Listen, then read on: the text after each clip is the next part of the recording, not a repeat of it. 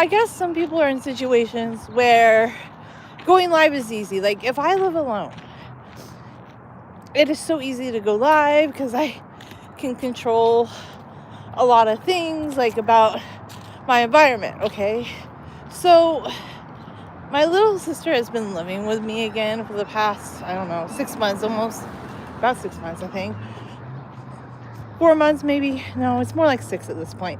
So it's just kind of hard to go live. It's not that I don't have time, because I could. Well, that too. Sometimes just being busy with everything else going on in my life,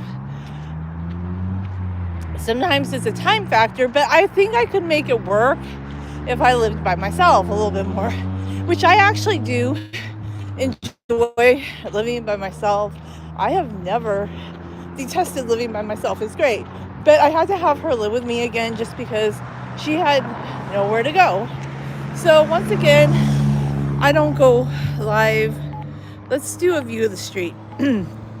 So I just don't go live as much just because, I just don't feel comfortable always going live when she's there, because she's very paranoid of social media and she's always afraid she's going to be on social media, and she does not want to be on social media, which is funny because she's just kind of paranoid, period. But I have other family members, they don't like social media. Like, even though one of my sisters has a TikTok account, like she did a few videos, but she would never show her face on TikTok.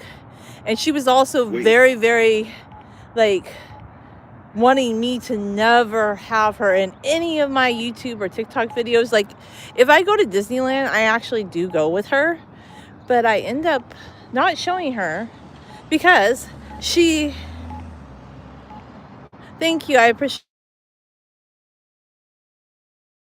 end up just never showing her on, like, I'll make YouTube videos about going to Disneyland, but I don't show her. And most people, like, when they go to Disneyland, like, they kind of show themselves more. They do a solo trip, or they show the people they're with. So I'm just in, like, this situation that I'm very much a solo YouTuber, in that I'm not a big collaboration girly pop. I've been there, I've done that. I did all the collaborations in the past. Like, the collaborations just were not my cup of tea, because when you do collaborations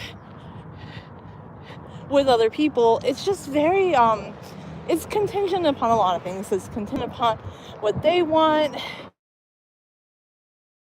and it just seemed like when I did a long-standing collaboration, apparently according to that person, they thought I was being stringent, but I always felt like they were a little bit more like strict about what they wanted. And also, a lot of people have this very strict schedule that day, and I'll be honest with you, I've just never done that.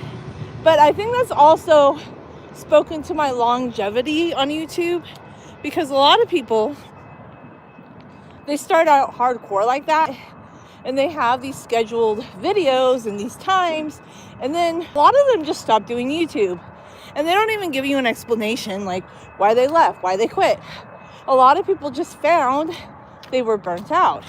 But I know myself out, and the one thing I always decided was go with your intuition. And I always knew that this whole concept, like having to maintain always post, but I'm never going to guarantee like the days, the times that I post, because I want to have a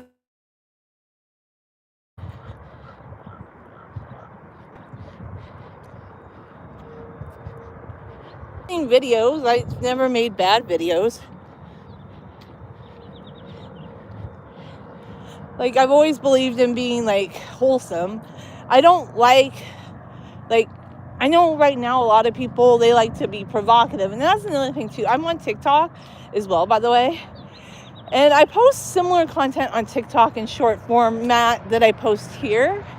But when I go live on TikTok, I'm very strict about it. Like, some people, I guess, are wanting collaborations to be provocative. And yesterday I was there's a couple that I was following on TikTok, and they were saying how they were discouraged because people are being openly provocative on the TikTok app to get more gifts or points. And I just think that's a very weird system. Like, if somebody wants to give you a gift on TikTok, okay, I guess they do it here on YouTube. I've seen it. But on TikTok, it's very strange because they have like this leaderboard where I guess it shows like the top people, and some people get really into it. So they're like doing all sorts of over-the-topsy things to get more views. But I don't know, whatever. If that works for them, that's great. It doesn't work for me. That's good that you make clean videos. I'm glad to hear that. So my thought is just do social media in a way that's authentic for you. Like, you have to really know why you want to post to social media. Like, for me, I learned over time that everybody has a story. Like, when I used to do a collaboration with somebody, they'd be like, oh, other people have like this curated story that they post. But then I learned something. Right off the bat. Everybody has a story. Everything that happens to you in daily life is a story, even if it's not packaged in a formulaic way. And I've always been a storyteller. So it made me reframe and revisit how I've posted content. I've always posted content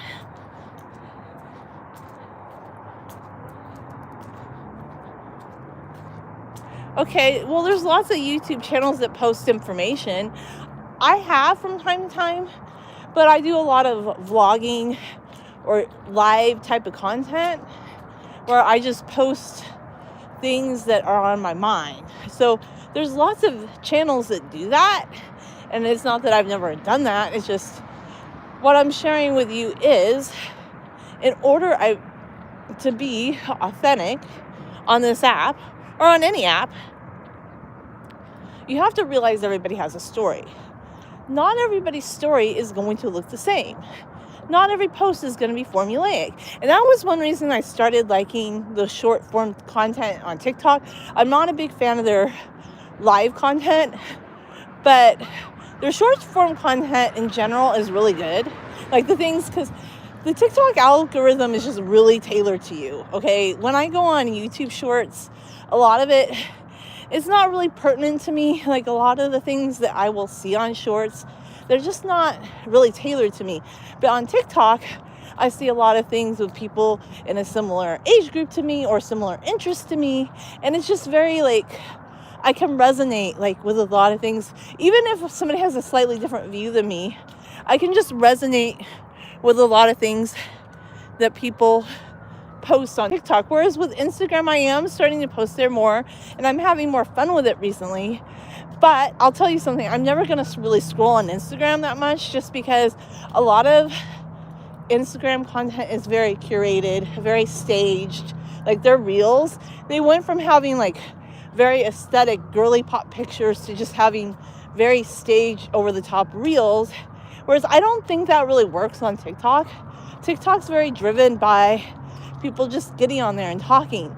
And I kind of do that, or I've done this before previously with my YouTube Shorts or live content, more of my live content here.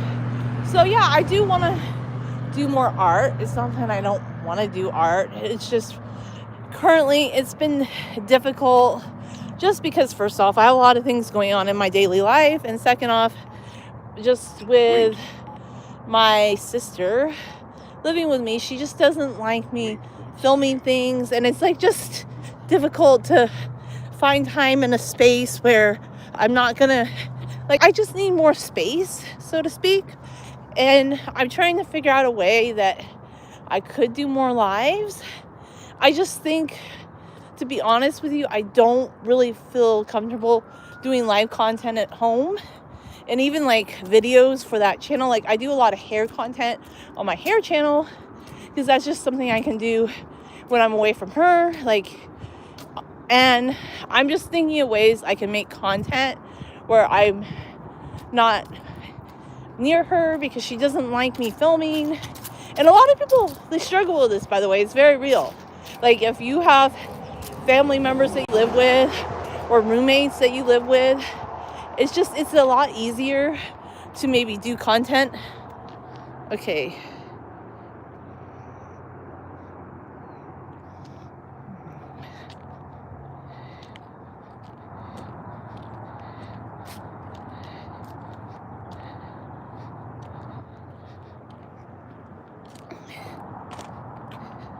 Yeah, it's just easier to make content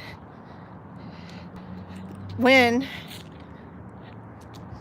like you live in a space where you're by yourself. That's why I always liked living by myself. I know some people don't like that, but during the years that I've lived by myself, that's just like when I'm the most content and I'm the happiest.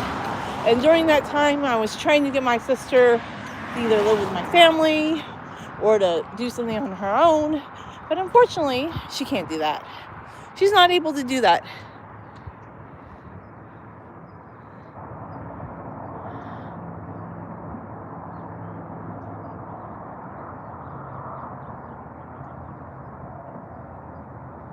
She's not able to do that. I don't know why.